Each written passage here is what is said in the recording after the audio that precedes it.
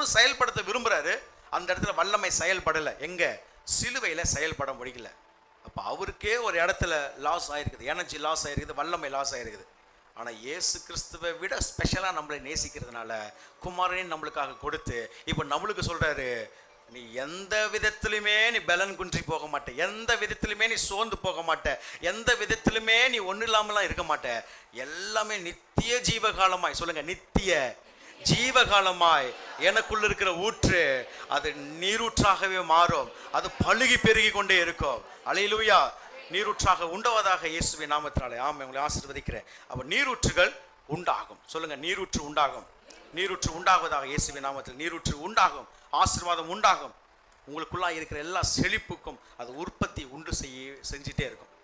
நான் சொல்கிறேன், இது வந்து எத்தனாவது அபிஷேகம் அப்படின்னா, இது வந்து 80வது அபிஷேகம். சரிங்களா?